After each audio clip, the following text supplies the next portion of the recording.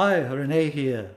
In my previous video, I reported about the crazy radio signals produced by my JP30 and about the miraculous way the device was shipped back to the shop for repair.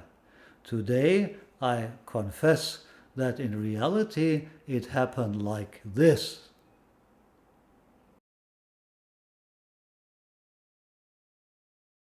Okay, ขอบคุณครับ ครับผม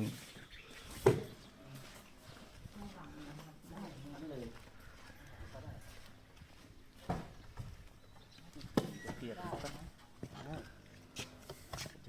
แป๊บนึงผมล้างรถไว้นี่มาเก็บครับผมเรียบร้อยนะ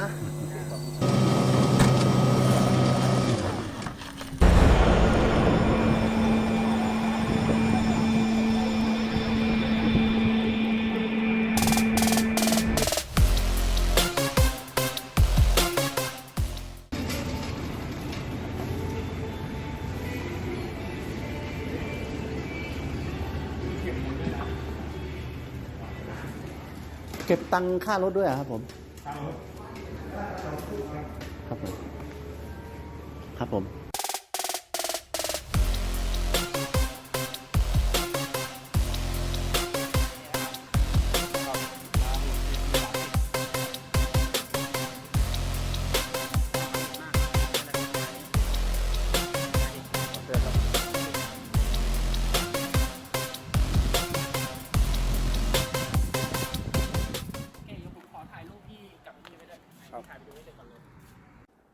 The awkward signals, however, were the truth and nothing but the truth. The audio absolute technician told me that he replaced some suspicious capacitors. This act of bravery did not only remove the strange bursts, but had an undreamt of, highly welcome consequence.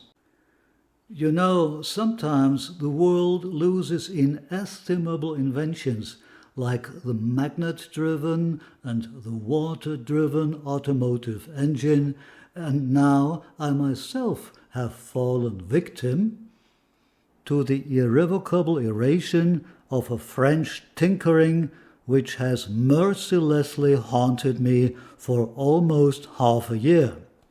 But let me start from the very beginning. JADIS has cooked up the ultimate high-end invention of the decade. I suppose you also have a lot of CDs and LPs where the high frequency range is a bit suboptimal, which means mid-range plenty plus lots of bass. The whole thing sounds fat and inflated.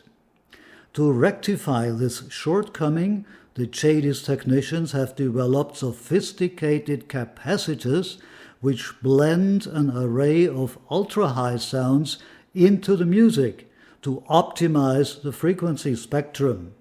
An artifice I have not yet mentioned because I was so absorbed addressing the hum, which the JP30 picked up, amplified, and induced into my stereo setup. Now that the hum is tamed to an acceptable degree, we can talk about these more delicate layers of sounds. To make things more easily understandable, let me draw your attention to the fascinating noise of aeronautical turbines in jumbo jets. I would like you to reminisce your last holiday flight. Maybe you happened to walk by one of those gigantic turbines warming up for takeoff and can recall the strangely whirring sound.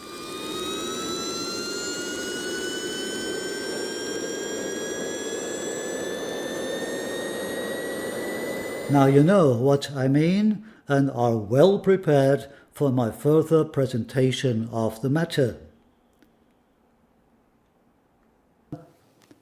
This is the sound of the Bell's preamplifier and the Bell's power amplifier.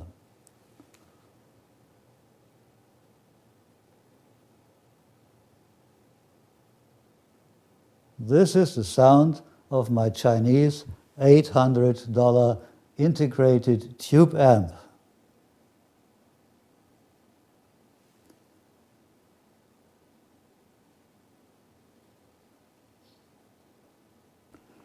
Can you hear anything?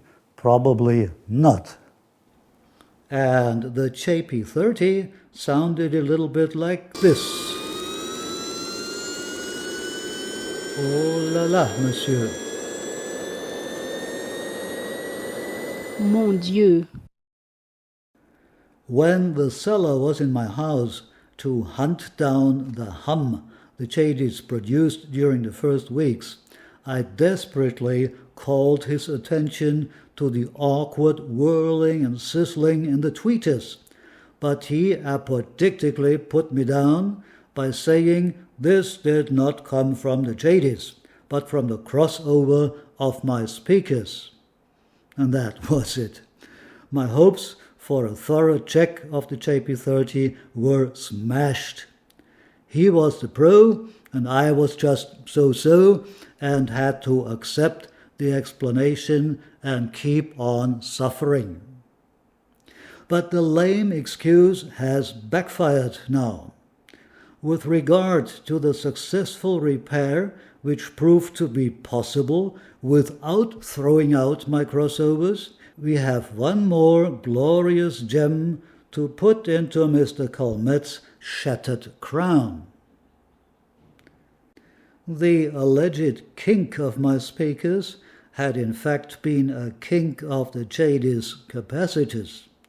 Another warrior in the JADIS defense line has passed out and been carried away from the stage, and Mr. Calmette should piously cross himself, whispering, "Shame on me," because now it has been revealed to all of the hi-fi world the advertising argument JADIS only uses painstakingly selected parts does not work anymore. First, the painstakingly selected tube exploded.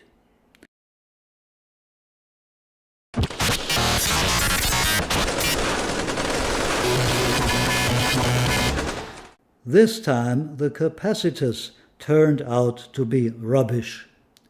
JADIS seems to use parts from drawers somewhere under the table and is therefore below the standard of cheap Chinese devices, which so far at least have never let me down. I suggest an advertising clip like this for the JADIS company to illustrate the bucolic charm and standard of their products.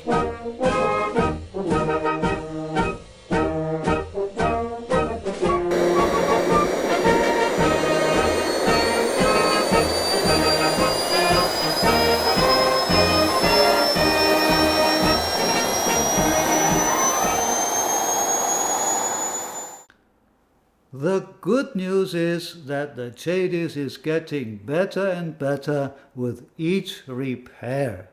I hope and pray for one more tube explosion or further alien sounds to get the hum of the phonostage repaired too. I'll keep you up to date. Thanks for watching this episode. Stay tuned.